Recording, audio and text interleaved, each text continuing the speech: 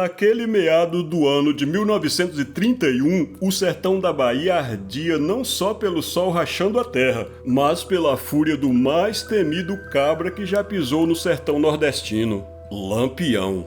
O rei do cangaço parecia possuído, como se o próprio diabo tivesse tomado conta de sua alma. Dizem que naquele tempo quem olhava nos olhos dele via era labareda. Ódio puro, raiva destilada e sede de vingança que nem 1000 rezas dava jeito. No último dia de julho, mais precisamente no dia 31, ele deixou de lado qualquer resto de piedade que ainda morasse no seu peito. Foi nesse dia que o bando cercou e dizimou uma volante policial baiana, numa emboscada tão violenta que até as caatingas estremeceram. 7 homens tombaram com chumbo quentes unindo no lombo, mas nenhum deles sofreu mais que o comandante da tropa, o tenente Geminiano. Esse aí não morreu só, morreu foi desonrado. Depois de alvejá-lo com tiros de fuzil certeiros, Lampião mandou que lhe arrancassem a cabeça como quem arranca um coco seco do pé, e não parou por aí. Com o punhal reluzindo de sangue, abriu-lhe o busto de cima embaixo, espalhando as tripas do oficial pelo chão batido. Por fim mandou esquartejar o corpo, braço, perna, tudo separado como se fosse bicho caçado. A notícia do massacre espalhou-se feito rastilho de pólvora, botando a polícia em alvoroço. O governador da Bahia exigiu providências imediatas contra Lampião. A fera intrépida do Pajeú não estava nem aí para os homens do governo. Depois de dizimar a volante baiana, Lampião seguiu seu rastro de sangue, poeira e vingança. A próxima parada foi a Fazenda Barra, onde os cabras Ângelo Roque e Luiz Pedro interceptaram 2 rapazes, Maurício e Antônio Salu.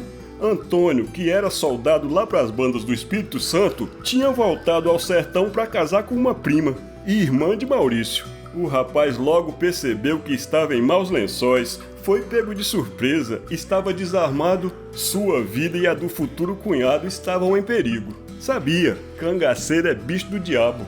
Demonstrando curiosidade, se fez de abestado e perguntou: "Vocês são daqui mesmo?" "Não, somos de Pernambuco", rosnou Luiz Pedro. "Bela arma", disse apontando pro fuzil do cangaceiro. "Não deve ser fácil manobrar um trem desse."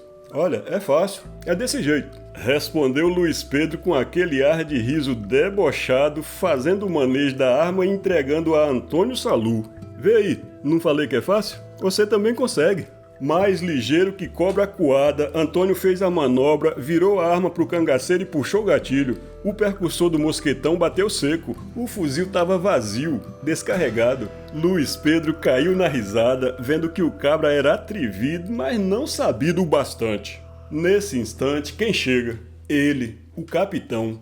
Lampião apareceu com a cara fechada, alisando o bigode e perguntou o que se passava. Luiz Pedro contou o caos rindo. Lampião nem respondeu, só puxou o parabéns da cintura, olhou nos olhos dos 2 rapazes e então 2 estampidos secos cortaram o ar. 2 corpos tombaram sem vida. A justiça de Lampião era sem palavra e sem perdão. No dia 2 de agosto, o bando riscou fogo na fazenda Poço, vizinha à Lagoa da Ema. Mais ao norte, na fazenda Pedra, os cangaceiros mataram todo e qualquer bicho que respirasse. O dono da terra, segundo se dizia, teria armado tucaia contra eles. O recado foi dado: com cangaceiro não se brinca. Mais adiante, lá para as bandas de Monte Santo, Lampião já estava no rastro de quem ele considerava traidor, dedo duro ou ameaça. "Fique de olho aberto, meninos. Qualquer vulto que vocês vêem na estrada pode ser um inimigo." E foi assim que deu de cara com Firmino, genro de um importante coletor de impostos. Só isso já bastava para selar seu destino. Pegaram ele no meio da estrada sem tempo de correr nem de rezar um Padre Nosso. Lampião mandou cercar. "Então tu é casado com a filha do coletor, né, cabra?" disse o rei do cangaço. "Se ajoelhe que tu vai morrer." Firmino se desesperou, tentou explicar, disse que era homem de bem, pai de família, mas o olhar do capitão já estava distante, frio como faca no sereno. "Pois que sirva de exemplo para quem pensa que tem proteção do governo ou de parentagem." E fez o sinal. Luiz Pedro puxou o mosquetão, deu 2 tiros certeiros. O corpo caiu no chão poeirento. Ninguém ousou abrir a boca. Firmino morreu sem saber o que foi que o matou de verdade, se foi o medo ou a bala. Um pouco mais adiante, no entroncamento das fazendas Porteira e Duas Barras, aconteceu outro infortúnio. José Cardoso, pobre rapaz de apenas 15 anos de idade, estava no lugar errado na hora errada. Virgulino sabia, sabe Deus como, que o infeliz era cunhado do poderoso Coronel Caldas, chefe político naquela região e ferrenho combatente ao cangaceirismo. Foi pego como recado de carne e sangue. Lampião ordenou que o amarrassem num pé de jurema. O menino tremia e nos olhos dele já havia a certeza do que vinha. Como vai o Coronel Caldas, cabra? Ele ainda tá pagando jagunços pra brigar com o cangaceiro? Perguntou um dos homens de Lampião. Eu não sei de nada. Verdade, eu não sei nada disso. Respondeu o rapaz. Mas você é da família do coronel. Respondeu o outro, já afiando o punhal. Ali Lampião não deu ordem direta. Apenas virou o rosto e saiu, como quem dá licença para a brutalidade agir. Zé Baiano segurou Zé Cardoso e Ângelo Roque arrancou-lhe a roupa. O rapaz esperneava e chorava de fazer dó, mas ninguém se apiedou dele. Foi castrado ali mesmo, no seco da terra. Gritou como só um condenado sabe gritar. E quando terminaram o serviço, jogaram ele no matagal sangrando até a alma. Foi um crime cruel até para os padrões do cangaço. Mas Lampião tinha regras próprias. Quando a vingança pedia, ele não titubeava. Em Quirinquinquá, a légua e meia de Monte Santo, na estrada que liga Monte Santo a Cansanção, 2 homens trabalhavam sob o sol duro, consertando a rodagem. Serviço honesto, mas que não agradava ao rei do cangaço. Novas estradas significavam facilidade para as volantes poder chegar até ele. O bando surgiu do nada, como sombra que se arrasta entre os mandacarus, cercaram os dois. Um deles, sentindo a ira de Lampião, ainda tentou se explicar. Nós é só trabalhador, capitão. Nem arma nós tem. Não quero nem saber. Vão morrer para servir de exemplo. Não quero ninguém abrindo caminho por essas terras. Foi o bastante. Luiz Pedro e Juriti puxaram as armas. Cada um dos homens tombou com um tiro no peito. A estrada que eles consertavam virou sepultura rasa, coberta só com poeira e silêncio. No dia 3, o bando se entocou na fazenda Angico, hospedados na casa de um tal de Zé Pequeno. Lá mataram um boi, comeram com fartura e descansaram as canelas do batente das volantes. Antes de partir, Lampião enfiou a mão no bornal, chamou o anfitrião e lhe disse: "Toma, aqui tá mais do que nós comemos. Com esse dinheiro você pode comprar muita coisa e cobrir os prejuízos. Mas não diga a volante que eu estive aqui." Era a regra do jogo. Quem dava abrigo recebia proteção, desde que calasse a boca. No cair da tarde do dia 4, a cabroeira se encontrava descansando na fazenda Pau d'Arco de Davi Ferreira Peixinho. Eis que chega de surpresa um caminhão trazendo a volante do tenente Manuel Campos de Menezes, o famoso Nezinho Menezes. O tiroteio foi feroz, mas a escuridão protegeu os cangaceiros. 2 cavalos tombaram mortos, e os homens de Lampião escaparam como fantasmas na noite.